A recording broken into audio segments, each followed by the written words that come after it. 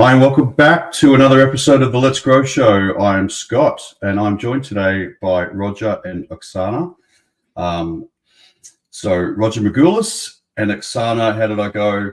Matviichuk, is that right? Yes. Matviichuk. Yeah, okay, cool. So I need to make a confession. So the first thing is that I got Roger booked in. I got a new scheduling system, and I'm like, oh, that's really odd. Roger's invited somebody. And then I looked at Oksana's background. I'm like, oh, that's perfect. That's really good thinking, Roger. That's fantastic. And then I caught up with Roger the other day, and I said, hey, so who's Oksana? And he goes, I don't know.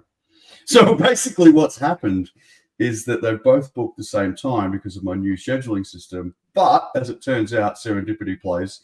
And, when it comes to the topic that I want to explore today, what a great combo. So I don't know. Some people might call that a God job. I'm just not that Southern.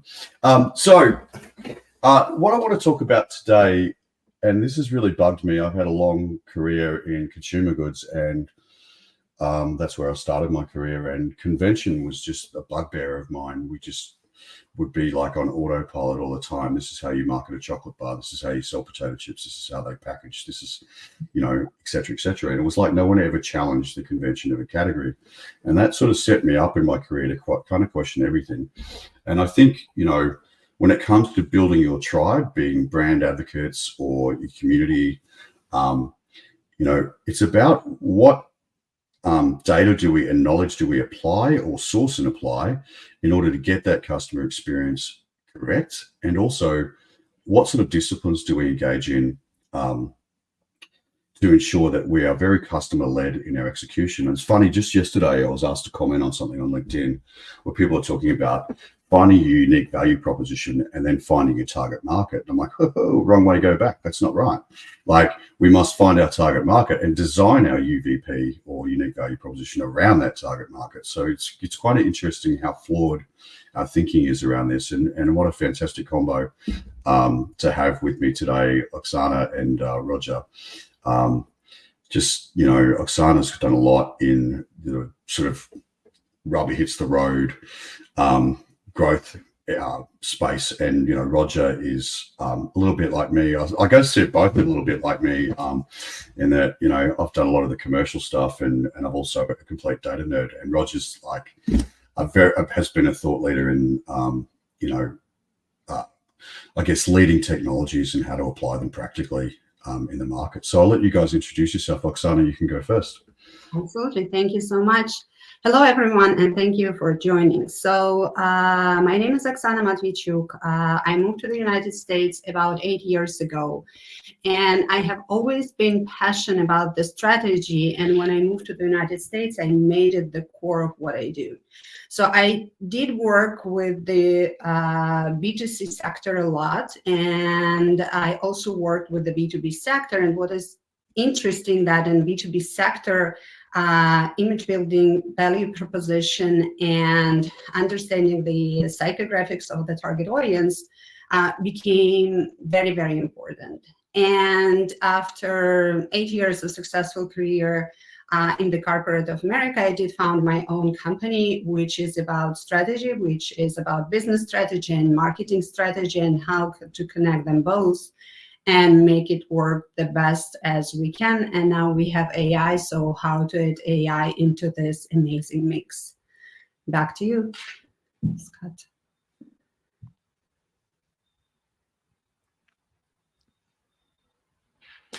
Scott, you're muted. I have to get that T-shirt, you're on mute. I have to get it. It has to happen. Get it.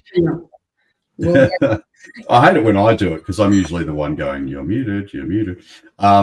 So I am multitasking here, and I am but a mere male. So could I pass over to Roger to introduce himself and tell us a little bit about your background, Roger? Sure. So I've been building data teams in the 90s and built one for the software company Sybase, did a bunch of consulting, and then ended up at O'Reilly Media, where I built the data team there. And in that case, I was doing something that ended up, it's become like something I do whether I want to or not. which is kind of tracking technology adoption trends. In the case of O'Reilly, what we're trying to do is figure out what books to publish, what conferences to run, and so forth. And we use a mix of qualitative and quantitative data to try to figure that out. Given I was at O'Reilly, we did a lot of open source stuff. I knew the open source community very well. I ended up being chair of the Strata conference, which for a time I think was the biggest data conference around.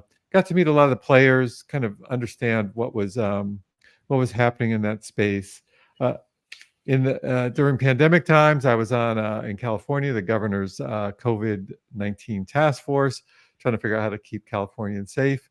Done some nonprofit work, and continue to do analytics and help build analytics teams. Okay, great. Thanks, Roger. So look, let's get right into it. I mean, I think from my perspective, one of the great things about being an old man is that you have a lot of hindsight, right? And you've got a lot of experiences about what people have done that's kind of nonsensical in the context of our ability to attain knowledge, but moreover, our ability to apply it. And certainly one of the things I've observed is this absolute disconnect between commercial execution and knowledge and insights. So, it's almost as if commercial people don't know the questions to ask their data people, and data people don't know the problem they're trying to solve. One of the things I'm very passionate about is not diving into the knowledge base and actually formulating a hypothesis to begin with. And it's surprising to me to this day how few people do that. How few people try to morph their minds into the mindset of a market and understand what it is that's really important to them.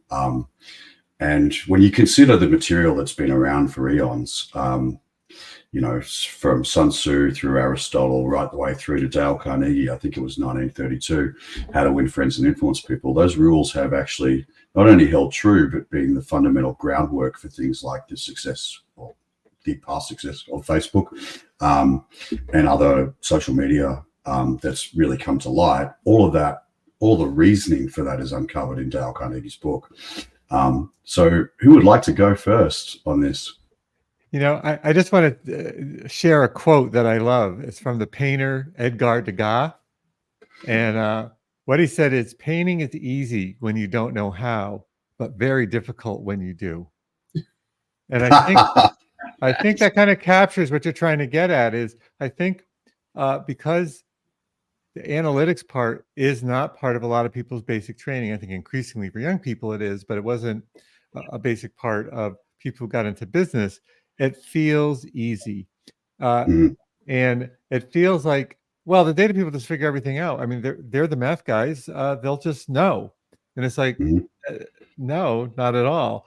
The other thing is, you mentioned like having a hypothesis and testing stuff.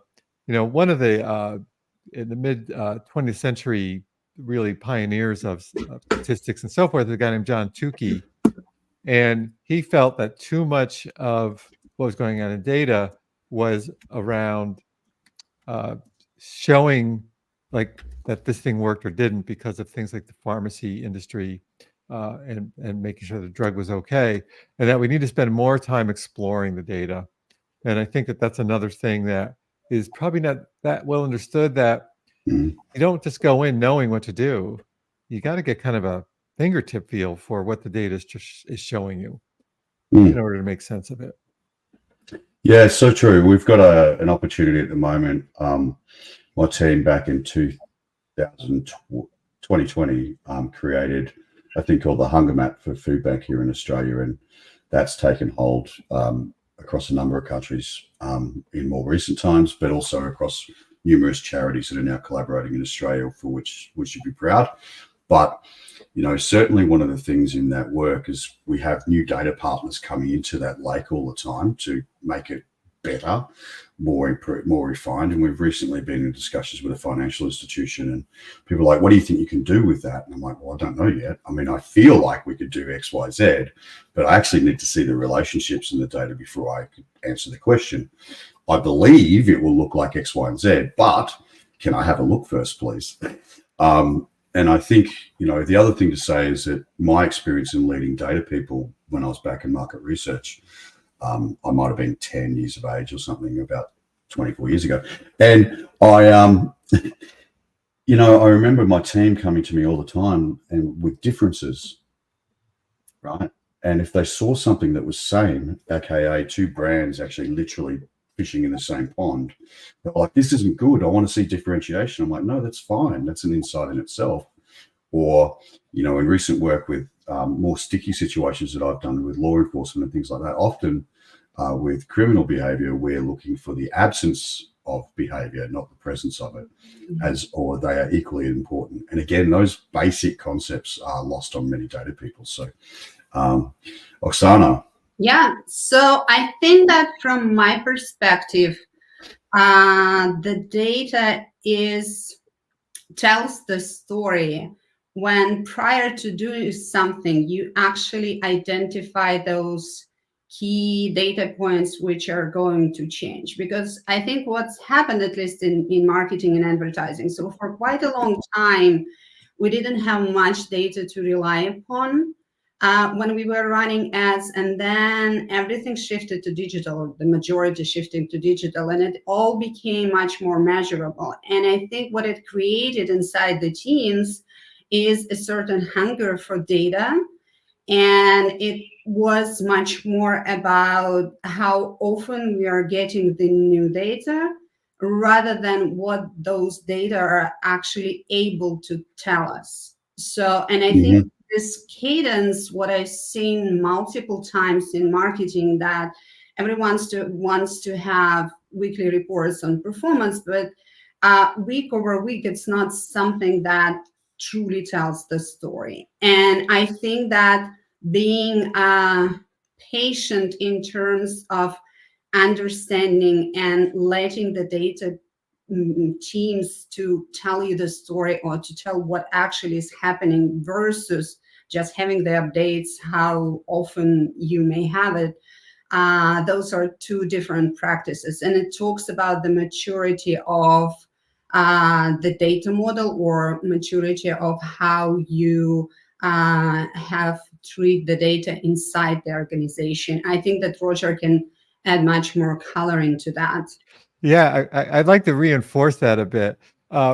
Building dashboards is not what data teams should be doing. They need to be telling stories. And one of the best things you can do is have a newsletter. So it's narrative plus data. It's not just data.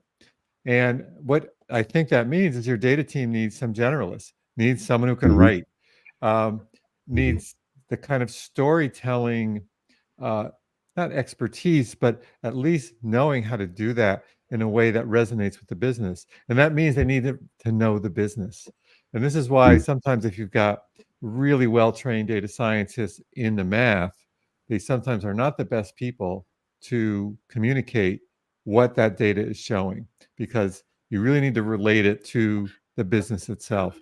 And people can, when you're in the data, a lot of times you're keeping a lot of things in your mind, you're making sense of it, but you can't explain all that to someone else and expect them to remember it. You've really got to, I don't mean to simplify in doing too much summary, but focus on the main points you want to get across. Describe the context, provenance, the as of date, that kind of thing. Explain what's missing, and then say, here's what I think it's telling me. And go into that in the kind of that detail, but in the kind of narrative structure that you think will resonate with the audience you're trying to communicate with. And I think at a lot of companies, and just completely to Oksana's point, weekly might be just too short a time. There isn't enough change. You end up adding noise instead of adding signal. And that a lot of times, like a monthly newsletter is like a great way for everyone to reconnect with the data, see what's going on, figure out problem areas, and work from there.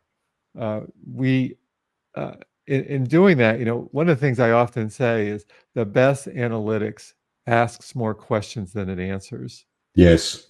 And that narrative should be not just you telling everyone what's going on, but a request for, why is this happening? Here's what I'm finding. Here's a narrative. Now you tell me what might be going on, starting a further discussion that maybe will help with the next newsletter or the next time you communicate about what's happening. Yeah, I think that's so true. There's so many things popping up for me here, because it's the questions that we continually ask that lead us to the outcome, and asking better questions, in fact, that leads us to successful outcomes. And I feel like I've had a distinct advantage because I started my career in commercial and in startup, and knowing that I had to grab a hold of whatever fact base I could to orientate my resources in the right places to get the quickest acceleration of growth that I could. And then I became then I got submerged into the data space, and doing it in that order for me was really useful, because I could walk into the data and go, well, yeah, but that doesn't move the needle at a negotiation, or that doesn't help me formulate a strategic partnership, or embed it. That doesn't help me do these things. And even today, full admission, here we go, everybody, I'm going to tell it. I'm a whiteboard analyst, right? So I'll sit with my team and we solve some very complicated issues. And I'm pretty good at finding great data scientists and analysts, but let me make a full confession. The way my team works is that I'm on a whiteboard going, yeah, let's grab these variables, whack them in a lake. I want to see the relationships, maybe a decision tree, you make a call. Let's do this, blah, blah, blah, blah. Now, do not ask me to write the code to do that. Do not ask me to do this. I can't. I literally do not have the skills. But because I've got the commercial acumen, I know enough about data to be quite dangerous. I know what I'm looking for. And in simple terms, I know that I need contextual analytics to tell me what things have occurred to make this the case. And then psychographics to tell me why someone is responding the way they do. So in very simple terms, you've got the stimulus portal of insight and you've got the response. So for me, I understand those things at a sort of macro and micro level to an extent, but I cannot do the analytics. So I've tried to orientate courses for commercial people, because in food it drove me nuts just to watch a marketer say, we've got this brand launch. Oh, by the way, Captain Sales Guy, before you go to that mammoth retailer and get your ass whipped, we've done this qualitative study amongst a bunch of people that you don't even know were well qualified to sit in the room, and they said they loved it. And the sales guy sitting there going, I can't take that to this guy. He's going to tear me to shreds. So for me, that was just such a miss. And what I'm trying to do now is educate more commercial people around data, fully acknowledging and respecting that the skills it takes to do the knitting on the data is nigh impossible to wrap your mind around the commercial aspects. Well, it's more difficult, shall I say. Absolutely. I totally agree with that. And I think that many times I saw when the team has silos, so it takes truly a multi cross-functional team. So team members with different set of skills. So it would be a marketer, it could be a business analyst, it could be a media person, a creative person, a person who researched the target audience, and then a data scientist. And all together, they need to put a lens, each of the experts, to actually understand what data points are telling the story, what data points to look at in the first place, and changing of which data points are the red flags, which everyone should be notified immediately. And I think this cross-functional collaboration, this is what moves the needle for the business, because if you don't have that, you will have just a lot of data, and the hunger for data to inform the decision will never be fulfilled. Yeah, and I think it's self-fulfilling prophecy. I think a lot of the time we have a lot of data, but because of the poor implementation or application of that knowledge, most people go, I'm going to wing it instead of asking these guys, because I'm not going to get what I want. Mm. And also understanding, you really do have to have that commercial background to understand, what do I need as a leverage point for this? In partnerships, for instance, I've been the big dude at the table, and I've also been the micro dude at a table. We have a partnership with Microsoft that we began when we were two people in a go, So I've been very little guy there. But I think knowing what things or factors or insights that you need to go into those discussions is really helpful. But before, I know I can watch in the time, I have to mention this, and I want to throw to you, Roger. I find it fascinating, and I'm going to give you a simple example. And guys, I do roll this one out a lot.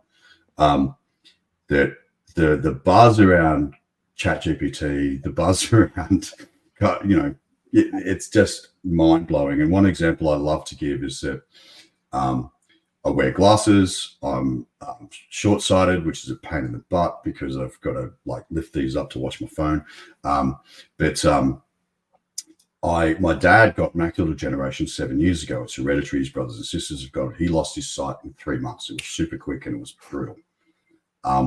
So naturally, I'm paranoid about getting all that. So I get tested for macular degeneration all the time.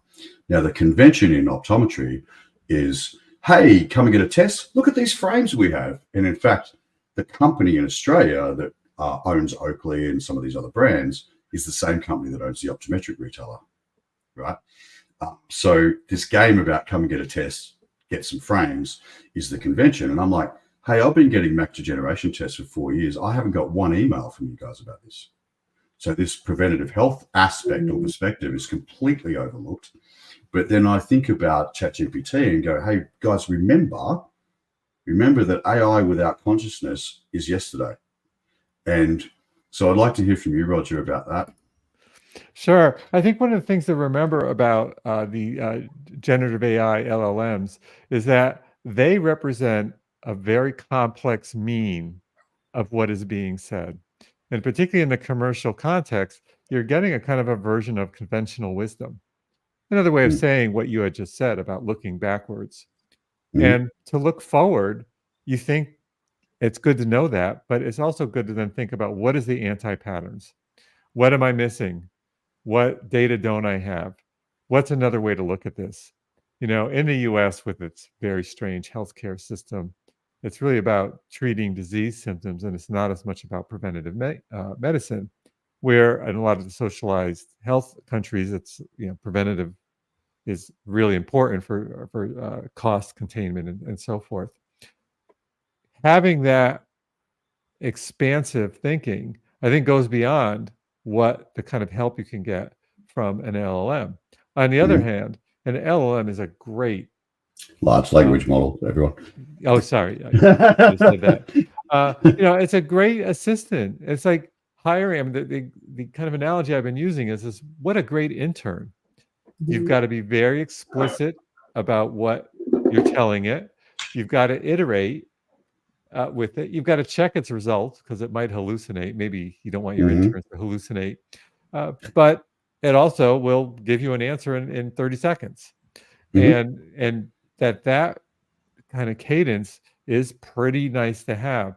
So I think there's two things here. One is putting it in its right augmentation place. Great for helping you code and things like that.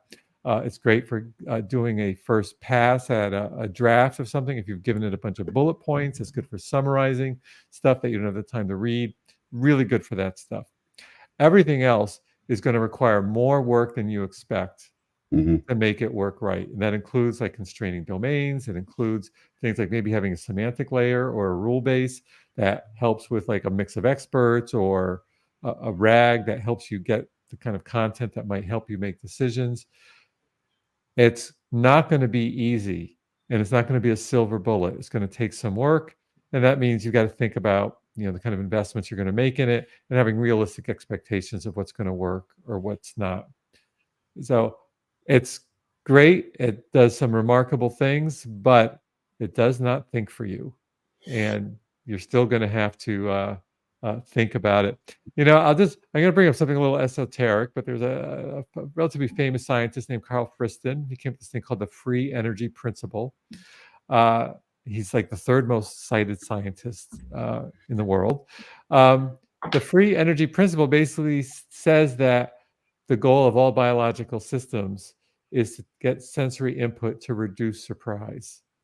And I think that is a good description of what a lot of LLMs do. And for what it's worth, Friston had an office right next to Jeff Hinton's office when they were both at Imperial College London. So I'm sure there was some overlap in the way they were thinking. And I think knowing that that's what's going on helps you say, okay, I know how to place this in how to think about things in a smart way.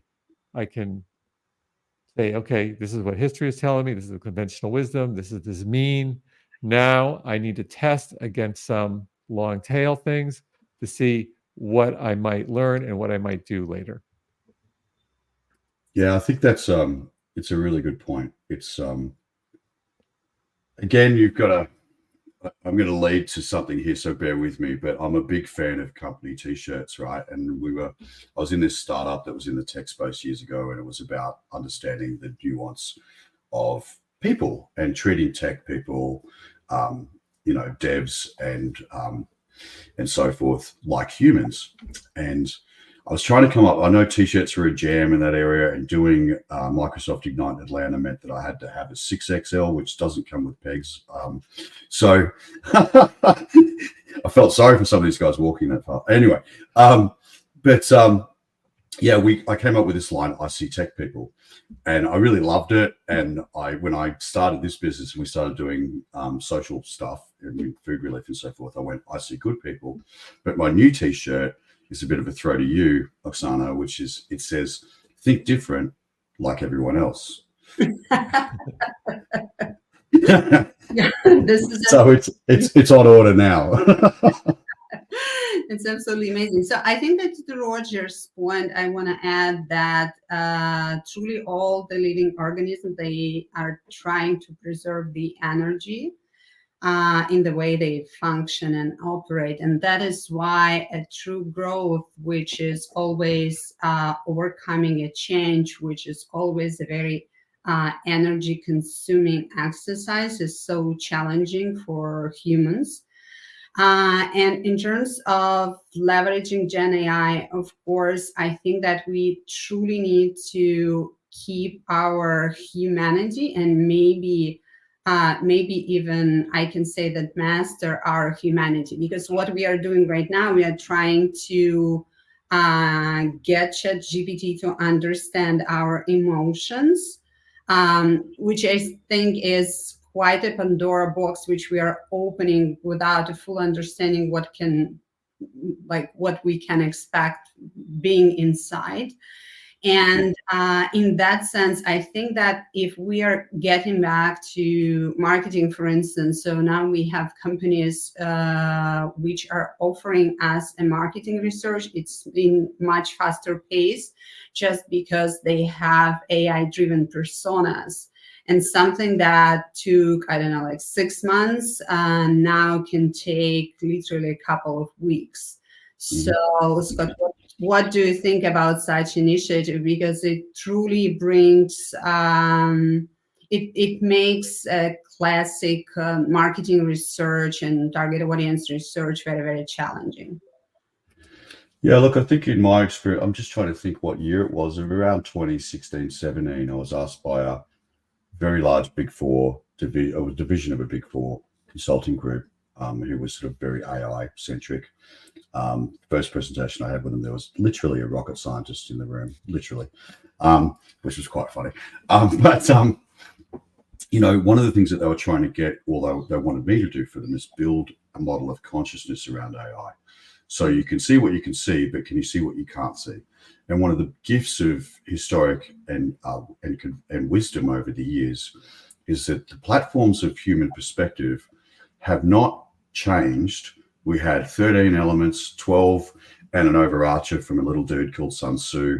They were mirrored by Aristotle, who added another 4 dimensions, which absolutely are mirrored by Carl Jung's work, which is mirrored by De Bono, which is mirrored in Myers-Briggs. Shit hasn't changed. We haven't changed in the perspectives that are possible for us. And in my experience, so I've messed with ChatGPT, I wouldn't say early, but early-ish.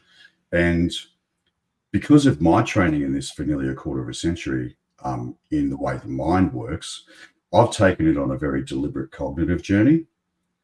And you'd be amazed at what it can produce, but you need to know that journey to feed it right. Yeah. And then it produces amazing things, but it's the instruction that drives that. So if I was to say to it, talk to me about the dimensionality of Sun Tzu and Aristotle with respect to business strategy and growth, it would immediately formulate those connections. But you need to know to ask that question. Right? You need to know those names in the first place, right? And well, that's it. Right. Right. So I think the funny thing is that you could also ask it, mix Aristotle and Daffy Duck. Yeah, right? Yeah, true. That's right. And see what happens, true. because that might be like really interesting in some weird sort of way. Yep. But I mean, I think your point is what I was trying to say earlier about this isn't easy, and right, chain of thought matters, and being able to create context. So not just asking that question about Aristotle and I can't even say it. Sun Tzu. Yeah. And that once you've done that and you've set some context, what's the next question? And then so as you build this chain of thought, you start building context that I think can be pretty helpful. And humans, we have okay short-term memory, but we're not super short-term memory. And I mean, I think all of us are probably guilty of going down a rabbit hole and getting a little lost in something. And maybe something like an LLM can help you get back, or at least you can go back and look at the conversation that was happening and get a sense of something you can pull out of mixing these things together. But I think you have to be careful. I think to Oksana's point, it's we haven't really figured out how to handle all this. It's all kind of new, and we are all humans. We are driven by our evolutionary imperative to conserve energy, and if we want to get into the Kahneman type 1 and type 2 thinking, we want to, when we can, rely on type 1 thinking and not spend the time to really analyze things to get into type 2. All those things work to, I think, influence how we might use these tools to do a better job. But given that we're trying to conserve energy, it can stop, I think, some important things about keeping track of what matters, what might not be relevant, even though it looks like it might be, and trying to test what's coming back and making sense of it. Yeah, I think so true. One of the things I noticed in very early days in my psychographic journey, which is nearly 25 years now, is I'd meet with a guy from consumer goods and say, "Hey, how's that new launch going of that, I don't know, laundry detergent or something?" Yeah, really good. I'm like, cool. So, sales the run rate's really good. It's, it's moving. We've got it at a promotional price point, but great. Who's buying it?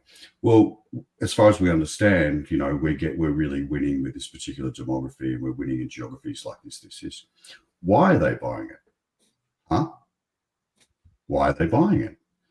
And, you start asking those questions of people and they say, what? What do you mean, why? Because, I've always had the philosophy, you don't know why, you don't know how, right? So is it because, Mrs. Brown wakes up in the middle of the night, adoring your enzymes? Did she fail chemistry? Maybe. Does she know what an enzyme is? What is the core driver for her purchase pattern? Do you understand? And 99% of the time, people will say, no, I don't. And it's such an interesting thing when we think about, when we launch products and so forth, and talking about the unique value proposition earlier, I don't know a business that sets out to be the same as everyone else. And yet the market is strewn with conventional thinking and not challenging the way a category works. I will give you one exception to the rule. I live in the Bay Area. I know a lot of startups. Yeah, they sure. Flock together and do the exact same business models. It's almost pathetic. Sometimes be different like everyone else. I'm telling you, that line's going to catch on if I don't get sued. Right. And I think in their case, they're saying, well, I'm doing a different software thing than the other person's doing, but not bringing that kind of creativity or thinking about things differently or trying to test out whether anti-patterns work and stuff like that. But I think that brings up, and I think everyone has brought up the notion of, this is why qualitative data is such a nice way to color what regular data tells you, so that maybe you can get a little bit at the why people are doing this and start using that to then ask some further questions about what's going on. And I think one of the hard things for a lot of companies, a lot of people, they're really into something. That person you talked about, the laundry detergent, knows a lot about laundry detergent. That person who's doing the laundry doesn't really care. No, that's right. Right? And so you've got this impedance mismatch between someone who's putting almost like too much thought into something that another person is making a pretty split second, perhaps emotional, perhaps economically driven decision about something, or perhaps trying to conserve energy and just buying what they always bought. And it's important to, I think, and again, reinforcing a point you had made earlier, is to empathize and put yourself in the position of someone who isn't engaged in making this decision. Yeah, I think that's so true. Category myopia is such a common thing because we're so close to it. And we get obsessed about, the features of something and forget what really matters to a consumer. And this is why that discipline about staying grounded in that need and the realities, like, awareness is everything. It's the first step to anything. Strategic partnerships, insights, strategy. If you're not aware of who you are and who your enemy is, I think Sun Tzu said that. I know he did. And why they do things and how they behave and how they make decisions, then you don't know jack. And, I think, we're at the point where we seriously have to question. We've got these amazing tools where we can get access to knowledge, but if we're not asking the right questions, it's a futile endeavor. So yeah, I totally agree with you around, I think that myopia just holds us back so much where we just don't sit back. And, I've worked in a utility company, for instance, and I once said very unpopularly in an exec meeting that I don't believe an Australian consumer goes, thank God my iPhone's being charged by this retailer. I won't say that. Right? No one's saying that. It's just electricity, right? No one gives a flying shit. So let's just get real about who we are and what we mean, or rather what we don't mean to a consumer, so that we can deliver, take laundry detergent. I don't know anything about it, right? And I was buying this particular product because it smelled great. And it was, and it was like $12 for a liter or whatever. And there's this other product that a friend of mine put me onto that's like $3 a liter. Don't ask me what the ingredient difference is, because I don't know, nor do I care. To me, it's about fragrance and does it wash stuff, I don't care. So, and then that. So Scott, I think that very important to understand the level of emotion involvement into the product. So if we are talking about detergent, on one end, it's really very low emotional involvement. But on the other end, Procter & Gamble did a great job into grading their different products to different audiences. So it was the appeal about the pricing, so cost efficiency. Then it was appeal that a product would save the clothes if I wash it. Then there was appeal about a family, that kids can do anything and you don't have to worry about any consequences in terms of wearing clothes or anything like that. And I also remember, and I don't know whether it's true, the idea why some of the detergents have different colors inside is because this is the only way for the consumers to actually understand that this is an enzyme and it probably does something good with your laundry.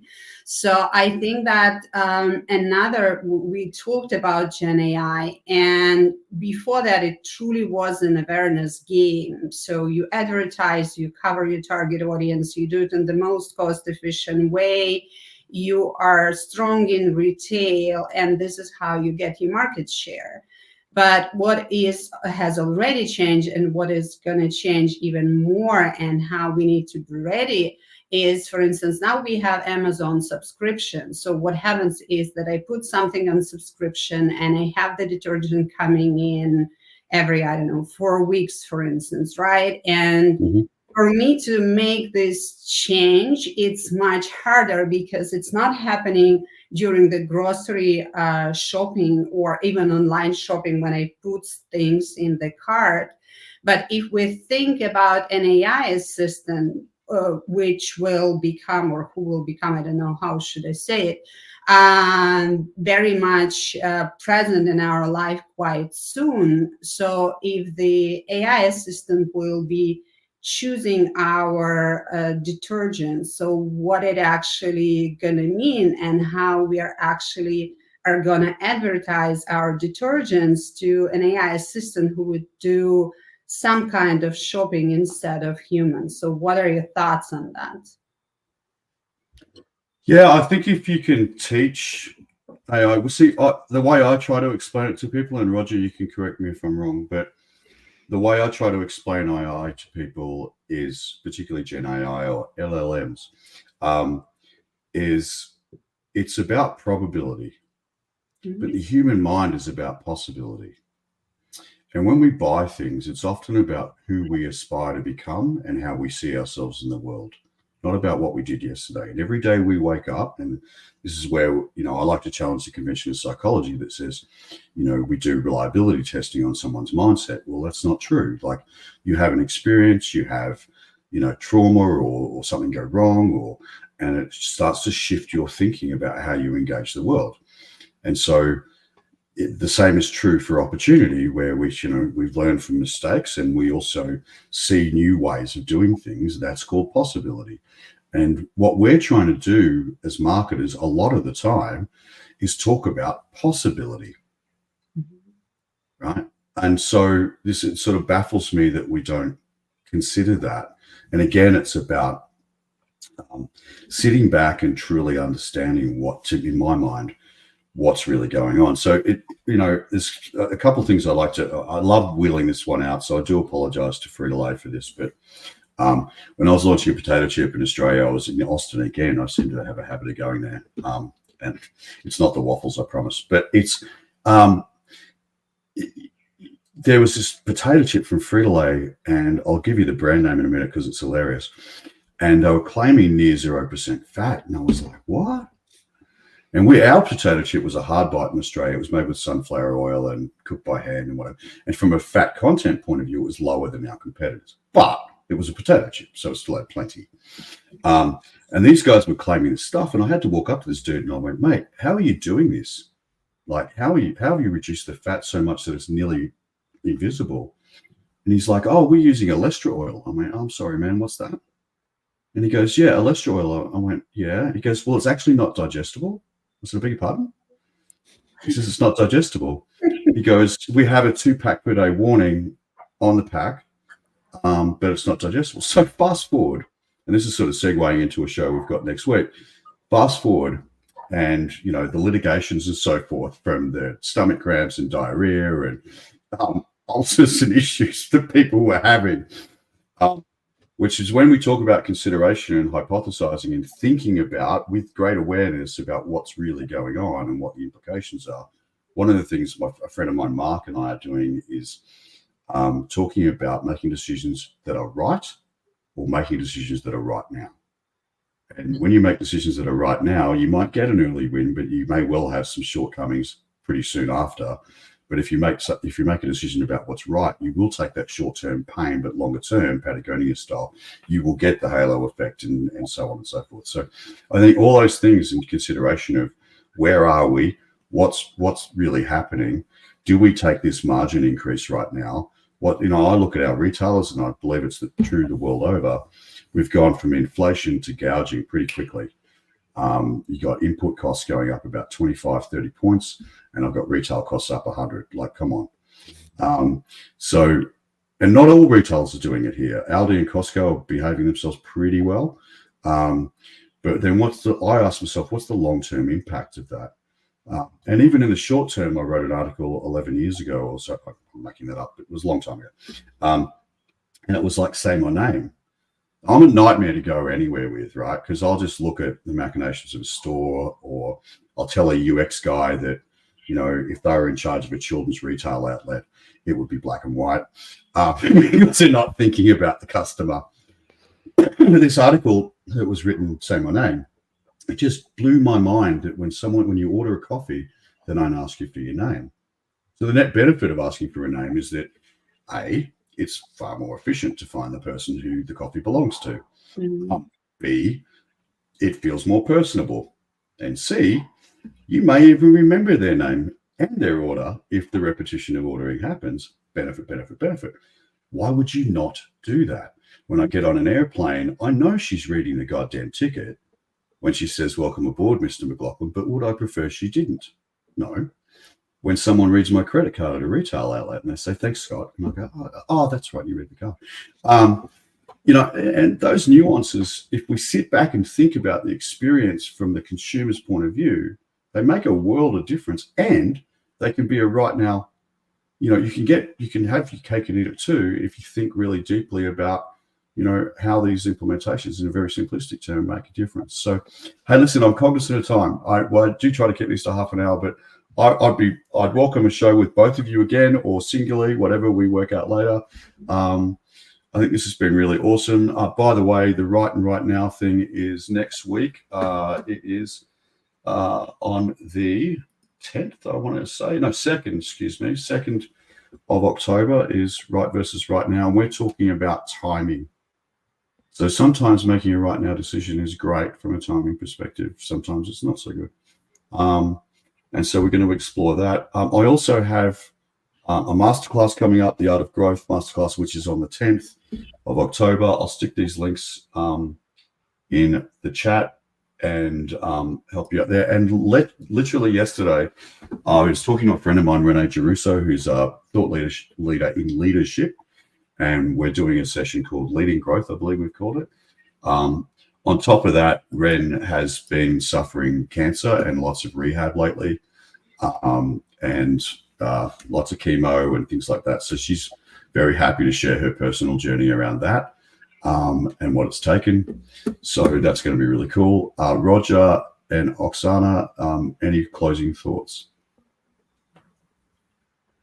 I'll take one. Thank you for inviting us. You led a really nice conversation. And just because on your last point, I am just going to hold up.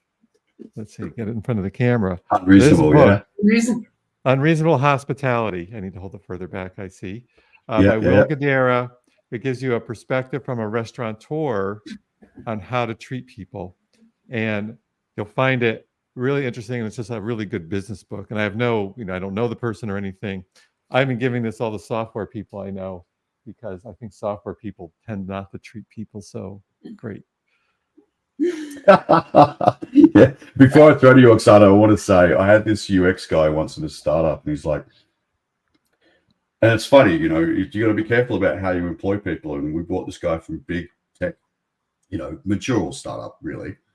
And he's like, "Oh, I've got to do some user research." I went, "That's great, man, but we don't have any users." So, Oksana. Absolutely. So thank you for the conversation. And I think that we are all moving into the age where AI is going to be transitioning the business models. AI is going to be transitioning what the sustainable growth means to the companies. And actually, AI is going to change what is humanly possible, I believe. So it has been a great conversation. And definitely, I think we should do more. And Scott, thanks a lot for inviting us. And Roger, thanks so much for all the inputs and the things that we covered today. It has been amazing.